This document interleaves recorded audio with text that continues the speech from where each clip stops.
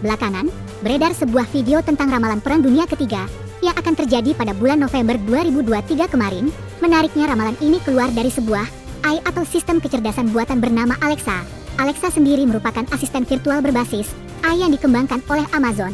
Berdasarkan prediksi yang dilakukan pada bulan Februari lalu ini, Alexa menyebut jika Perang Dunia Ketiga akan meletus pada tanggal 23 November 2023, pukul 18:05 petang, saat Rusia melakukan penyerangan kepada Jerman.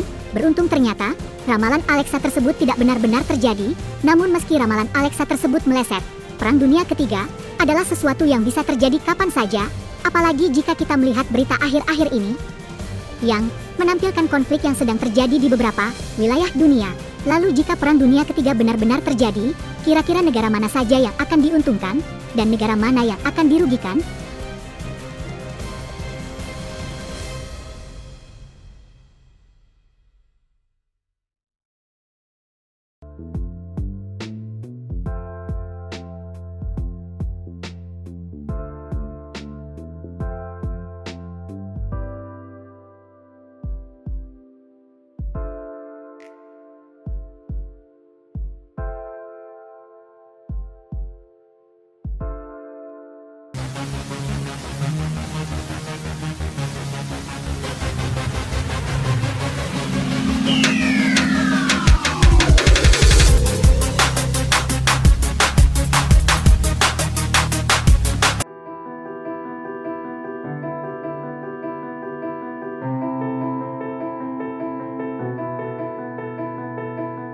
Meskipun Perang Dunia Ketiga bisa terjadi, namun menjadi masalah yang cukup sulit untuk memprediksi secara pasti negara mana yang akan paling dirugikan dalam skenario Perang Dunia Ketiga.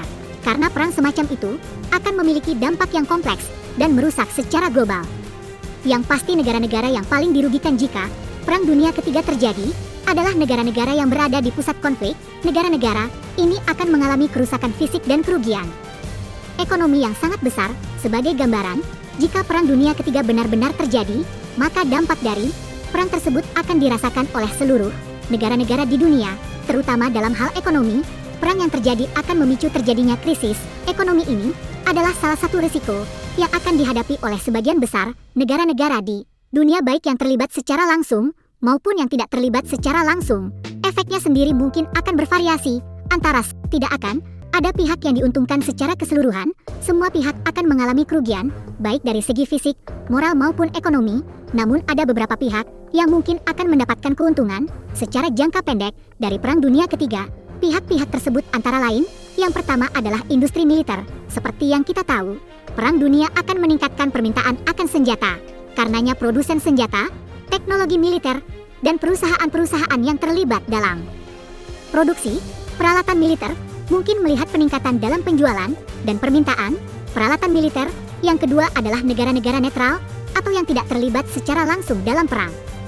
Beberapa negara yang dapat mempertahankan netralitas mereka dan tidak terlibat dalam konflik mungkin memiliki kesempatan untuk memperkuat posisi mereka secara ekonomi atau politik, terutama jika mereka dapat menjaga stabilitas dan mengambil manfaat dari kerjasama internasional yang meningkat.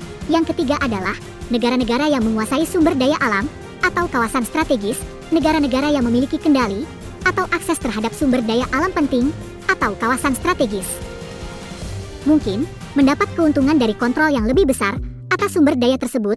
Namun keuntungan jangka pendek ini akan segera hilang setelah perang berakhir. Perang dunia akan menyebabkan kerusakan fisik dan kerugian ekonomi yang sangat besar. Penting juga untuk diingat bahwa ide pemenang dalam Perang Dunia adalah konsep yang sangat kontroversial. Perang semacam itu akan menyebabkan kerugian yang sangat besar dalam bentuk kerusakan ekonomi, kemanusiaan, dan sosial bagi hampir semua negara di dunia. Dampaknya bisa sangat merusak, dengan jutaan nyawa hilang, infrastruktur hancur, ekonomi hancur, dan efek jangka panjang yang tidak terduga bagi stabilitas global jika skenario terburuk terjadi. Dan Perang Dunia Ketiga tidak bisa dihindari.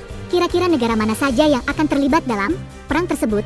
Melihat persaingan dan konflik politik yang terjadi saat ini, beberapa pengamat berpendapat bahwa negara-negara yang berpotensi terlibat dalam Perang Dunia Ketiga antara lain, yang pertama adalah Amerika Serikat dan China. Amerika Serikat dan China merupakan dua negara adidaya yang bersaing untuk memperebutkan hegemoni global. Persaingan ini semakin meningkat di berbagai bidang, seperti ekonomi, teknologi, dan militer. Jika persaingan ini tidak dapat diselesaikan secara damai, maka kemungkinan besar akan terjadi perang antara Amerika Serikat dan China. Selain itu sebagai kekuatan militer terbesar di dunia dan pemain utama dalam geopolitik global, Amerika Serikat kemungkinan besar akan terlibat dalam konflik yang lebih luas. Yang kedua, Rusia dan negara-negara anggota NATO. Rusia memiliki kekuatan militer yang besar dan menjadi pemain kunci dalam politik global. Konflik atau ketegangan yang meningkat bisa memicu keterlibatan aktif Rusia dalam perang, tergantung pada sifat konflik dan keterlibatan langsung atau tidak langsung dalam konflik regional, seperti yang kita tahu, NATO dan Rusia merupakan dua kekuatan besar yang bersaing di kawasan Eropa. Persaingan di antara keduanya semakin meningkat sejak Rusia menginvasi Ukraina pada 2022.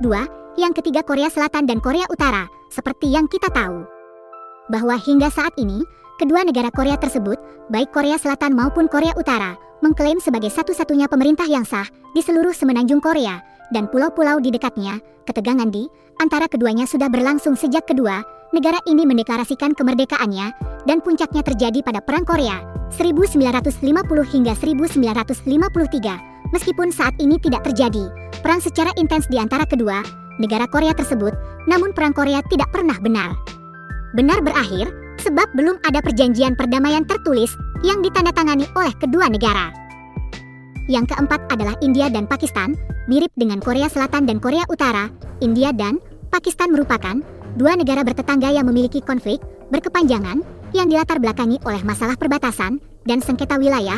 Jika Perang Dunia Ketiga benar-benar terjadi, bukan tidak mungkin jika kedua negara tersebut akan terlibat pada konflik bersenjata yang lebih intens. Yang kelima, Israel dan Palestina. Mirip dengan negara-negara sebelumnya, Israel dan Palestina memiliki sejarah konflik yang cukup panjang, yang tidak berkesudahan, yang dimulai sejak periode Perang Dunia Kedua.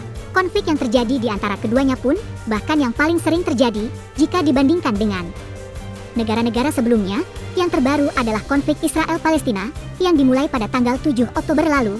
Jika Perang Dunia Ketiga benar-benar terjadi, momentum tersebut kemungkinan besar akan dimanfaatkan oleh Israel untuk menguasai seluruh wilayah Palestina. Selain negara-negara yang sudah disebutkan tadi, negara-negara lain yang selama ini berada di wilayah konflik, seperti sebagian negara-negara di Timur Tengah, Asia dan negara-negara Afrika, kemungkinan akan memanfaatkan momentum tersebut dan akan terlibat langsung dalam perang. Jika Perang Dunia Ketiga benar-benar terjadi, tentu saja negara yang terlibat langsung dalam perang yang akan menghadapi dampak paling parah. Seperti kata pepatah, dalam perang tidak ada pihak yang benar-benar diuntungkan, karena menang jadi arang dan kalah jadi abu. Lalu bagaimana dengan posisi Indonesia jika terjadi Perang Dunia Ketiga? Indonesia, seperti negara-negara lainnya di seluruh dunia, akan terkena dampak yang signifikan, baik secara langsung maupun tidak langsung. Indonesia kemungkinan besar akan berada dalam posisi yang sulit. Indonesia merupakan negara yang terletak di kawasan yang strategis, yaitu di antara dua benua dan dua samudra. Hal ini membuat Indonesia menjadi wilayah yang penting dari segi geopolitik. Selain itu, Indonesia juga merupakan negara yang memiliki sumber daya alam yang melimpah.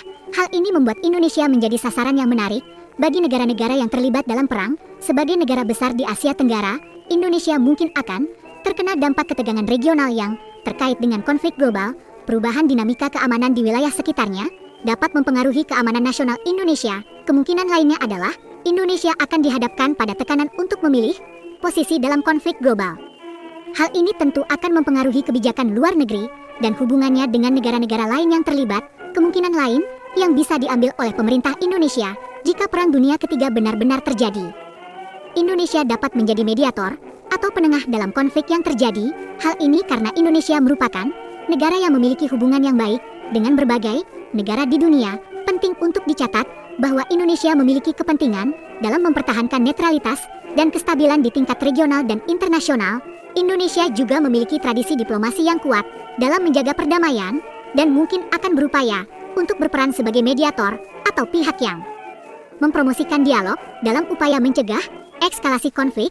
Namun demikian, harapan terbaik adalah mencegah terjadinya Perang Dunia Ketiga dengan semua upaya diplomasi, dialog kerjasama internasional, dan solusi damai atas ketegangan geopolitik yang ada di dunia. Karena seperti yang sudah disebutkan dari tadi, perang hanya akan menimbulkan kerugian dan warga sipil yang paling akan menderita jika Perang Dunia Ketiga benar-benar terjadi.